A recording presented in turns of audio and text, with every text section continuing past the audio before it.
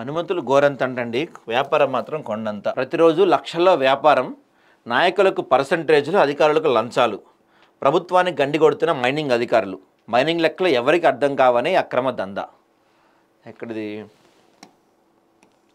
ఎవరొచ్చినా తగ్గేదేలే అంటే మీరు ఏదైనా సినిమా డైలాగ్ అనుకుంటే పప్పులో కాలేసినట్లే. ప్రభుత్వాలు మారినా, ఆఫీసర్లు మారినా అక్రమ మైనింగ్ దందా మాత్రం ఆగదంట. ఎందుకంటే వీళ్ళది ఎలా ఉంటుందంటే ఎవరొచ్చినా సరే అందరినీ లైన్లో పెట్టేస్తారనమాట. మొత్తం అందరిని లైన్లో పెట్టేస్తారు. రంగారెడ్డి జిల్లా షాబాద్ మండలంలోని సీతారాంపూర్ రెవెన్యూలో అక్రమ దందా జరుగుతూనే ఉంటుంది. గతంలో జరిగింది, ఇప్పుడు జరుగుతుంది, భవిష్యత్తులో కూడా జరుగుతూనే ఉంటుంది. బీఆర్ఎస్ ప్రభుత్వంలో సీతారాంపూర్ గ్రామంలో సీతారాం చంద్రుల ఆస్తి 1100 ఎకరాల భూమిని కార్పొరేట్ కంపెనీలకు అమ్మేసిన విషయం తెలిసిందే. మెగా, ఒలెక్ట్రా వంటి పెద్ద పెద్ద కంపెనీలు వచ్చి చేరి పనులు మొదలుపెట్టాయి. అక్కడ చదును చేసిన భూమిలోంచి లక్షల టన్నుల మట్టిని, ఎర్రమట్టిని, నల్లమట్టిని, మోరంని వేరు చేసి నిల్వ ఉంచారు.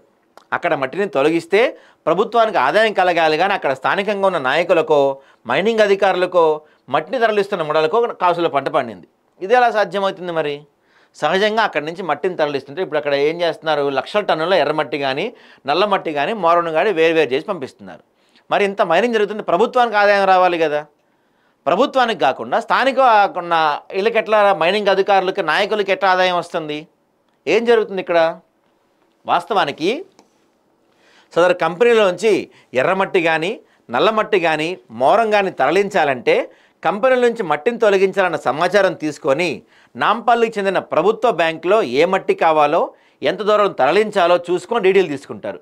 అనంతరం ఆ డీడీతో జిల్లా మైనింగ్ అధికారులను సంప్రదించి అక్కడ నుంచి స్థానికంగా ఉన్న రెవెన్యూ అధికారులు తరలిస్తారు.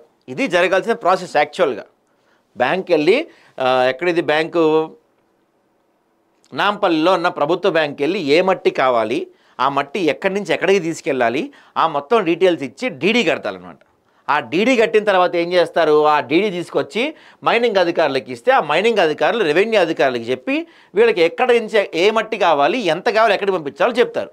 ఇది ప్రాసెస్. యాక్చువల్గా వాళ్ళు ఏం చేస్తారు? భూమిని సర్వే చేసి సర్వే నెంబర్ తెలుపుతూ ఎంత క్యూబిక్ మీటర్ల తీయాలో, ఎంత దూరం తరలించాలో స్థానికంగా ఉన్న రెవెన్యూ అధికారులకు అనుమతి జారీ చేస్తుంది. అప్పటి వరకు కానీ మట్టిని తరలించకూడదు. ఇది యాక్చువల్గా జరగాల్సిన ప్రాసెస్. యాక్చువల్గా ఈ మొత్తం జరగాలి. దీన్ని ఎప్పటికప్పుడు మైనింగ్ జిల్లా అధికారులు పోలీస్ సహకారంతో చూస్తూ ఉండాలి. అందులో తరలిస్తున్న మట్టిని వైబ్రిడ్జ్ ద్వారా కొలతలు తీసుకుంటూ ఇచ్చిన గడువుల వివరాలు సేకరిస్తూ జిల్లా మైనింగ్ అధికారులకు అప్పగించాలి.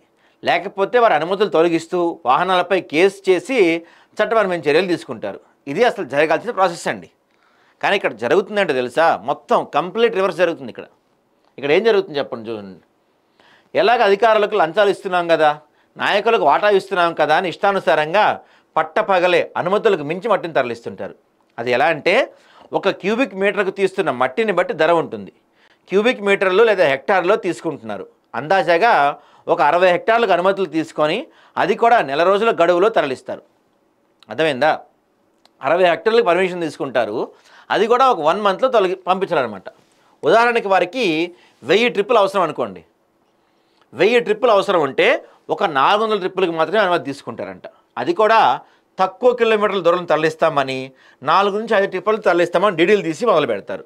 ఇక్కడే అసలు కథ మొదలవుతుంది. మైనింగ్ అధికారులు చెప్పి మరీ కలిసే ప్రాసెస్ మొదలు పెడతారు. రెవెన్యూ అధికారులు వచ్చి సర్వే చేసి అనుమతి జారీ చేస్తారు. అప్పుడే మొదలవుతుంది. అనుమతులు తీసుకునేది 400 ట్రిప్పులకు, అది కూడా ఒక నెల రోజులు తరలిస్తామని. కానీ రోజుకు 10 వాహనాలతో 100 నుంచి 150 ట్రిప్పులు తరలిస్తారు. అంటే నెలలో 4000 నుంచి 4500 ట్రిప్పులు తరలిస్తారు. ఇది ఒక నెలకు మాత్రమే కాదు, 2 నెలలు కావచ్చు, 3 నెలలు కావచ్చు. అంటే వారు చేసే అవినీతి చేస్తారని అర్థం చేసుకోండి మీరు. వీళ్ళు పర్మిషన్ తీసుకునేది జస్ట్ 400 ట్రిప్పులు. అది కూడా 1 మంత్లో కంప్లీట్ చేస్తామని పర్మిషన్ తీసుకుంటారు. అది కూడా కొంత దూరమే. ఎందుకంటే ఎక్కువ దూరము, ఎక్కువ మట్టి, ఎక్కువ ట్రిప్స్ అయితే డీడీ ఎక్కువ కట్టాలి. ఆ డీడీ కట్టకుండా ఏం చేస్తారు?